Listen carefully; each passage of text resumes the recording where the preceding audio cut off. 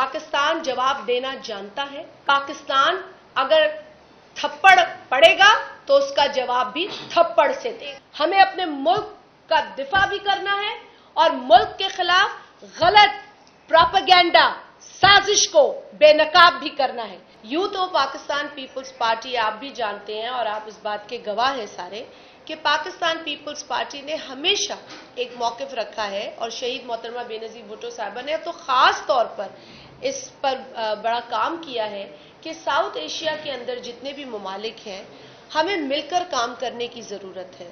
कि सदर जरदारी साहब ने जब ये बात की कि जी हम हमला नहीं करेंगे, हम पहल नहीं करेंगे, तो उस पर भी उनको तनकीद का सामना हुआ। हमारी बदकिस्मती, मैं समझती हूँ ये न सिर्फ हमारी है बल्कि साउथ एशिया की बदकिस्मती है और अब तो मैं कहूँगी ये दुनिया की बदकिस्मती है कि इस वक्त भारत के अंदर एक ऐसी हुकूमत है जो सिर्फ नफरत को फरोग देती है, जो सिर्फ जोर जबरदस्ती मार कुटाई से लोगों को हिरासा करके अपनी तरफ रागिब कर रही है। बिलावल भुट्टो साहब ने एक, जैसे मैंने आपसे कहा कि हिकारत भरी एक जो है वो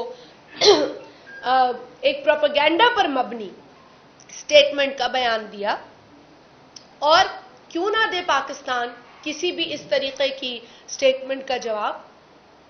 पाकिस्तान जवाब देना जानता है।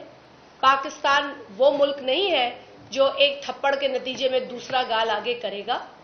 पाकिस्तान अगर थप्पड़ पड़ेगा तो उसका जवाब भी थप्पड़ से दे। हम ऑपोजिशन में होते हैं तब भी हम लड़ते हैं, हम गवर्नमेंट में हैं तब भी दिफा करते हैं, क्योंकि हम पाकिस्तानी हैं।